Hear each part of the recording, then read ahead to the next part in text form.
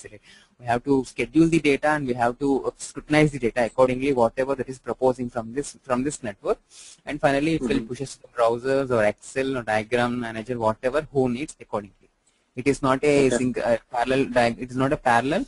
Might be parallelly, or it might generate individual level. Okay. Okay. And we have a pilot administrator for the .NET who will views completely what is happening at what. That is the reason an integration is happening here. See, he's sitting here watching entire game. Right. I mean, as a pilot administrator, what I mean, see, mappings, everything will be done automatically, right? I mean, from the database, yeah. Yeah. Tell me. Yeah. So okay. So yes, you're saying if it's a SQL database, things like that, they have to do some manual mapping also, or?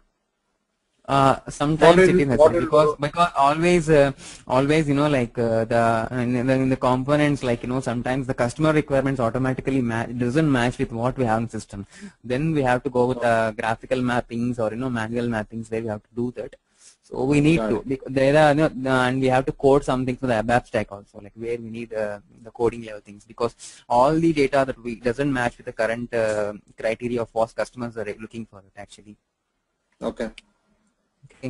So this is the multi-server technology for that. You can see the BPC VM BIQ. Sorry, Karthik. The one you showed is a 7.0 architecture, right? Or is it 10.0? I'm going.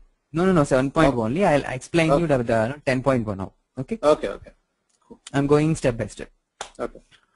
Okay, and here we have a multi-server architecture also. These are the application components, and this is the ABAP based. You can see the BA metadata going through BAPIs and BPC metadata with the metadata console. It's been connecting to the directly shared query engine.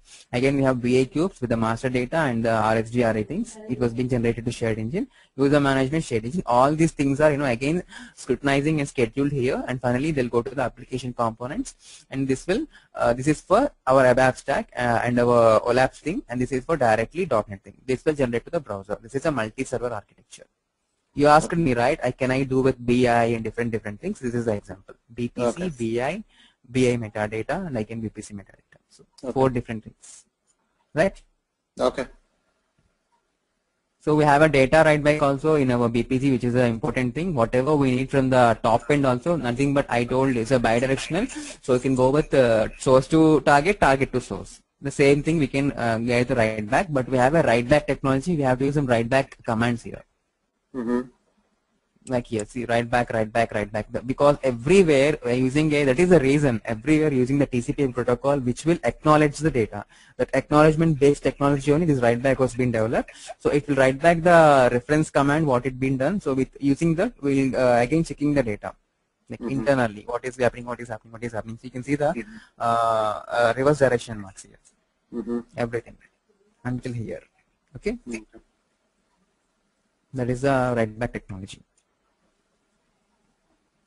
These are all the different logical models. This is a modeling in modeling of network of BI in BPC. The question he asked me, now it will be really solved for me. So see here, we have unstructured documents. Unstructured documents will generally push to file services. It's going to here for BA modeling. And for BA metadata, I use the BAPIs with the cubes, objects, and BA objects, all these things. So it was being generating again as a separate connectors and going to BA modeling. And again, BPC data. It was also going to the CPM metadata. That's a central position monitoring metadata, which will again generate, but it will generate directly to here. From here to again, it will go to the cube, not to directly, because you can see this is a write back technology. So from BA modeling, it will get some data. Right. It is not directly giving data to modeling, but it was giving to cube, and cube is receiving to here in the metadata, and metadata to BAPI, and BAPI it will propose. Got it. That's what. See, everywhere they are getting here, they are checking here. It's not directly going directly to BA modeling tab. Correct. From admin to below level, this is. So we have an admin console, we have a .NET console, we have an ABAP console. 3 consoles are working simultaneously for the BPC modeling. Okay, and now this is the thing next. This is the configurations generally go with BPC add-ons.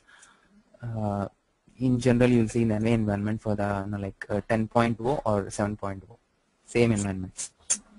Configurations, not the structures or architecture. See, cubes, NetWeaver BI, again 2 boxes. They have been separately kept on. Again for BPC and BPC add-ons they have kept on, and from add-ons we have a separate for .NET. Okay, and if you take a single server sign-on, we have a BPC BI cubes, we have a BPC admin BI, and BPC .NET. 3 separate cubes. Because I told you we have 3 separate consoles in this diagram in the before diagram. Right? For 3 separate, we have to maintain separate things. And for especially for this BI thing, you have to maintain these 2 servers because of the huge data that we receive from the OLAP data and warehousing, we maintain 2 for flexibility.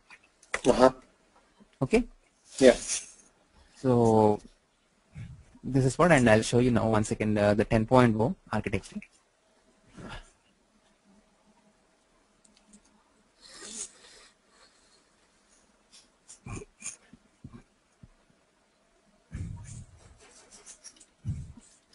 So are you good with whatever I just been inputted now, or any issues? Yeah.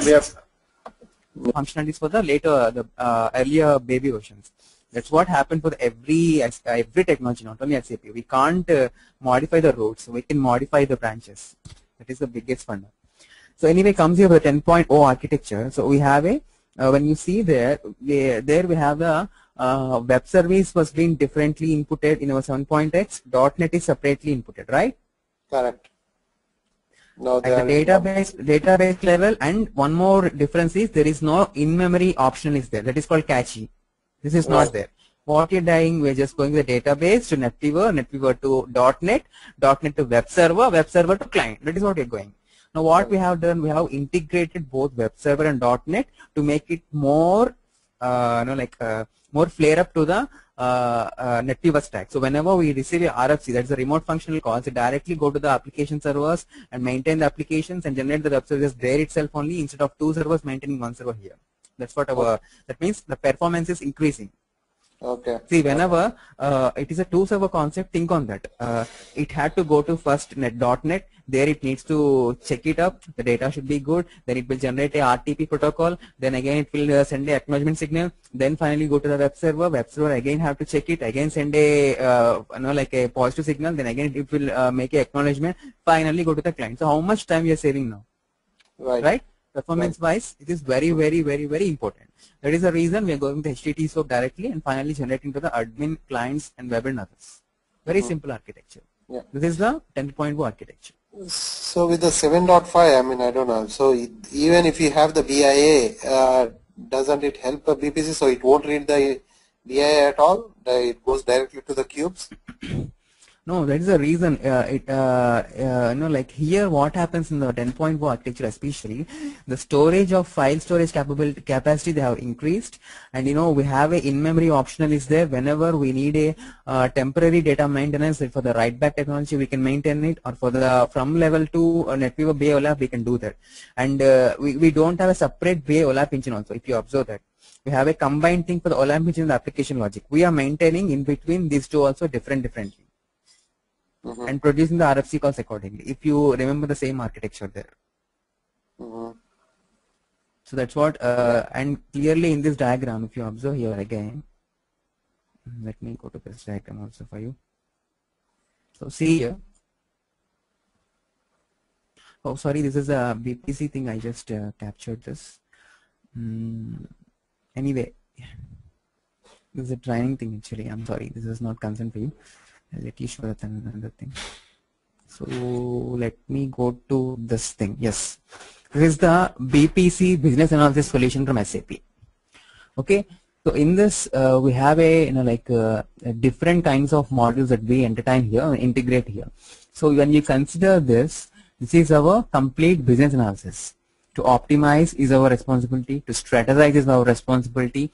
Plan, analyze, and execute. These are the 5 goals for us as a business analytic user. That's in the terms of BPC.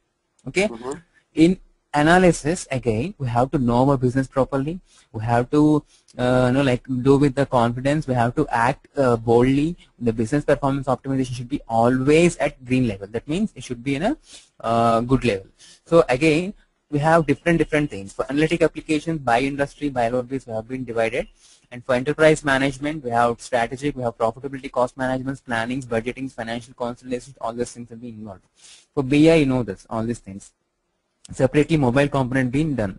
And data warehousing, we have data mart solutions. Again, EIM, we have services, event processing, governance, and enterprise GRC. See, as a whole tree, if you observe that, we are, as a BPC, supporting each and every end of the old. Nothing but.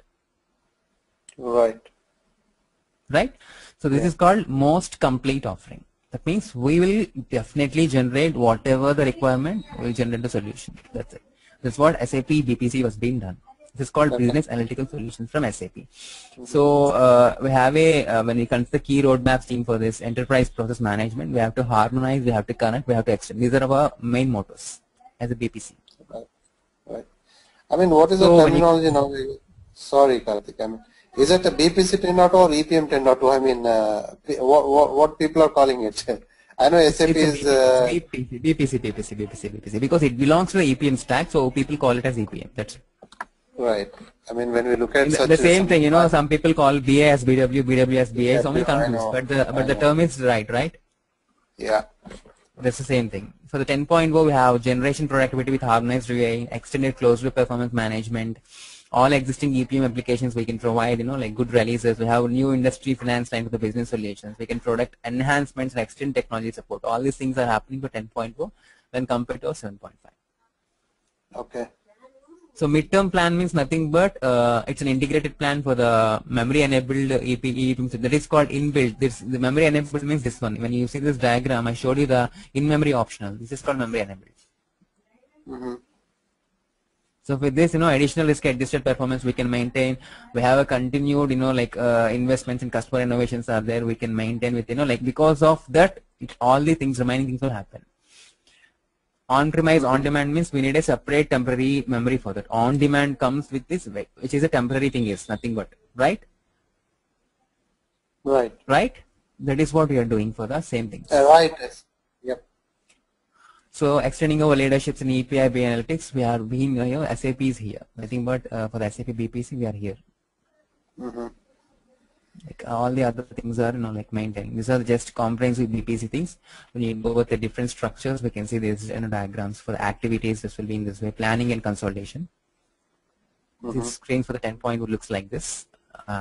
Some screens are captured for which sales reports will be look like this, and like drilling down the reports. Yeah, tell me. The Excel version, is it mandatory to have the 10.0? I mean, Excel 2000, Excel. We need to, because some things, you know, like live office things, we can't go directly. We need to have an Excel in this. Okay. We have to, Shravan, there is no other way, because, you know, we have to use the technology. We can't go without Excel. Bob J is mental, you know, some of the things mainly it depends upon the Excel. Okay. This is the PowerPoint, adding words and comprehensive, you know, especially transformation. I told, right, for different BlackBerry, different thing is there. iPad is different thing is there. So according to the planning model, we will provide the transformational data for the different things. That is called mobile EPM, as I told. Okay. So we don't go with a subscriber. We go with a mobile subscriber, not with the like whatever the Vodafone or something, you know, like that phone based subscriber, not it. This is a mobile based technology. Got it. And I mean, for 10.0 is about, so yeah, for 10.0 tell me. For 10.0 it works only on top of BW 7.3, or does it work with the lower version? It works with the lower version. See, 7.3 supports 3.5 also, right? Then it will work with the 7.3 means it automatically works with 3.5 also. Right. I mean, 7.3 has more plugins, and you know, it has more capabilities. I know. So it is, you know, like when we consider the latest version means it is having the capabilities of the earlier version also. So, I can say I can use 10.0 with BI 7.1 also, 7.0, 7.1, whatever. Ultimately, okay. There is no one can say that there is no we can't do that. You have to that, because there's an SAP technology it will support it. No question on that. Okay. So no ramp up now for the solutions whatever we want to. Okay. So hope you got some light on BPC 10.0. 7.5. Yep, I did. So can I wind up? If you have any issues, you can just